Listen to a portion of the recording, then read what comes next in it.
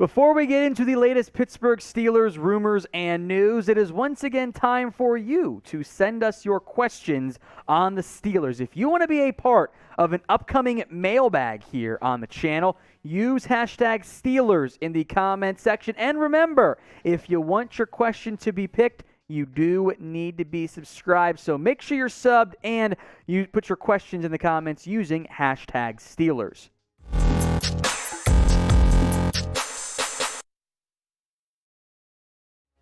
You're watching Steelers Talk by Chat Sports. I am Tom. Danny, before we dive into today's show, part of it is on Big Ben and his possible maybe issues with the organization. But before that, and this is bold of you to put this in here, producer Jeremy, I might start a war here. Who is the best Steelers QB in franchise history? Is it Terry Bradshaw? If so, type in 12. If it's Big Ben Roethlisberger, type in 7. If you want to write it in Cordell Stewart, you're a crazy person. But pick a QB for me. 12 for Terry Bradshaw, 7 for Big Ben. Let's take a look at the Big Ben drama somehow still exists even though he's retired. As I'm sure every person watching this knows, Big Ben retired this offseason. And there was a report from Gary Dolchich that the Steelers and Big Ben could have some bad blood between them. And some level, this might be true a little bit, but not like, oh my God, they hate each other. I think that's kind of been spun out of proportion a little bit. I don't think there's truly bad blood here in the sense that, like, the organization and the player hate each other. I don't think that's what is meant by bad blood. I will say this, though. The Steelers thought it was time to move on from Big Ben. I don't think this was a full-fledged, like, yes, I am done, one last hurrah. I think Pittsburgh was like, we got to move on from Ben. Ben, I don't think, had that much interest from other teams in playing anyway. I think this was a Steeler-led decision to move on from Ben Roethlisberger, and by the way, correctly so. At a certain point, you don't have it anymore, and Big Ben, the Hall of Famer that he is, didn't have it anymore. I also think there's this evidence from Pro Football Talk when he said, there's a quote about how Kenny Pickett has talked with Big Ben, and PFT says, interesting, because as Peter King noted, Ben never spoke to Pickett once during their 5 at the same practice facility, because first up, no shit, why would they? Big Ben's not going out of his way to go talk to some random college QB he's never heard of. That's not what Big Ben's job is, so of course he didn't do that. But the fact that Big Ben has since spoken to Kenny Pickett, I think is indicative of him and the organization. Maybe they didn't end things with 100% satisfaction, but I don't think they hate each other either. So what do you guys think? Is there bad blood with Big Ben and the Steelers? And by the way, if you want to hear some real bad blood, listen to producer Jeremy trying to sing the Taylor Swift song. It made my ears bleed. I think there's bad blood between Big Ben and the Steelers. Y for yes or N for no. I'm going to make this question the pinned comment on today's video. So if the ad break happens to come here on YouTube, I want you guys to take advantage of it. While the ad plays, head down there, pinned comment, and type Y for yes, there are issues, or N for no, there are not. Let's talk about Tariq Cohen now, the former Chicago Bears mini dynamo. I guess I'll call him in that sense. Some more rumors, ideas, speculation out there of, hey, could the Steelers bring in Tarik Cohen to contribute as a backfield member? Now, the obvious con of adding Cohen is he has not been healthy in about 2 years now, and I don't know if he's ever really going to be healthy again. But if he is healthy or close to healthy, this actually does make some sense. Najee Harris, of course, undisputably, is the locked and loaded number one back Pittsburgh. He will handle the vast majority of the workload for that team.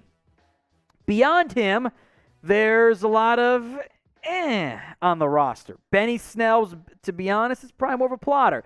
Anthony McFarland, who I like coming out of Maryland, hasn't done that much so far.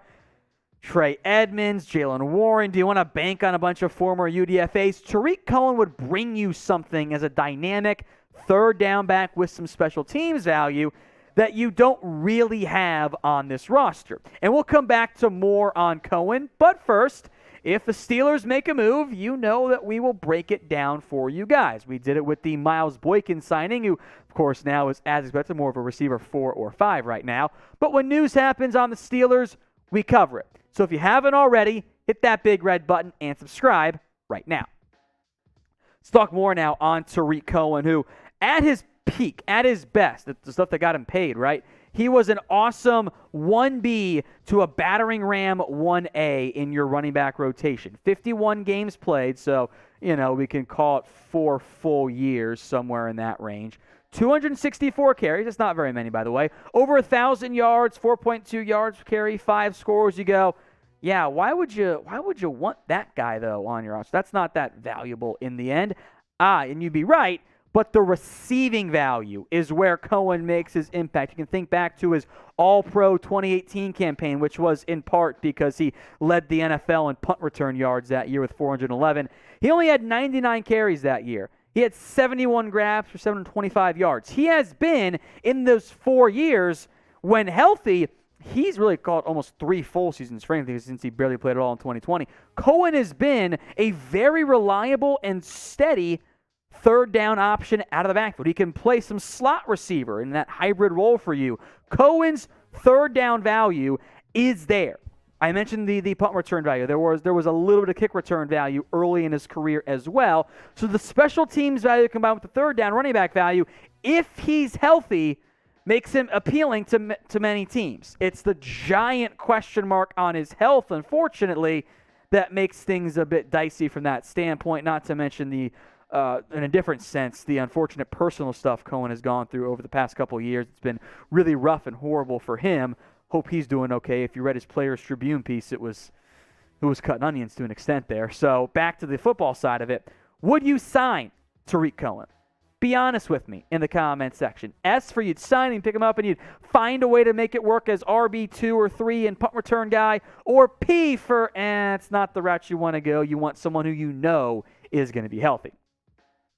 Kenny Pickett jersey. So we're about to talk more about in depth in a second. Kenny Pickett, I should say. His jersey is now available. Chatsports.com/Pickett.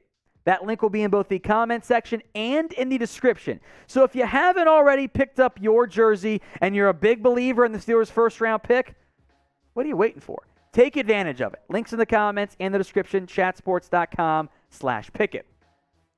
Steelers rookie minicamp is underway, the first of the really true on-field stuff these young guys get to do as we begin the slow march, towards the actual NFL season. We're going to start with some conversation on Kenny Pickett. Here's what he had to say about his role early on. Quote, "I've got no shot if I don't know what I'm doing. I'm dedicating myself to the playbook and learning every detail I possibly can to give myself the best shot to operate out here."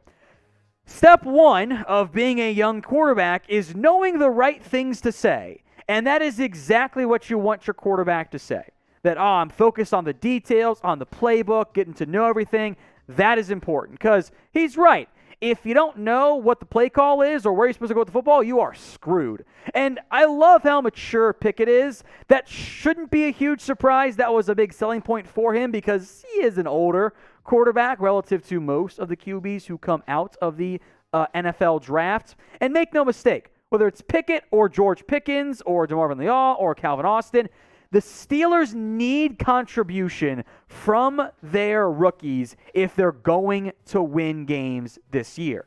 This team is not a over-the-top, already clear-cut Super Bowl caliber team as the roster was entering the draft. They need help. Now, even if Pickett doesn't end up playing, they need guys like a George Pickens in particular to emerge as a viable starting option at wide receiver. Yes, you've got Chase Claypool and Deontay Johnson. You want a third guy in there. Hopefully Pickens on immense upside can be that guy for them. And in an ideal world, make no mistake, it is Kenny Pickett who wins that job. No shade meant towards Mitchell Trubisky, but when you take a QB in round one and he's super cheap for 4 to 5 years, you want him to earn that job so you can maximize the cap savings at that position. So when it comes to this year's rookie class for the Pittsburgh Steelers, who do you believe will have the biggest impact on the team in 2022? Maybe it's Calvin Austin, the extra receiver who offers you some return value. Maybe it's Marvin Leal. I go George Pickens or Kenny Pickett, but I want to hear from you in the comments section right now.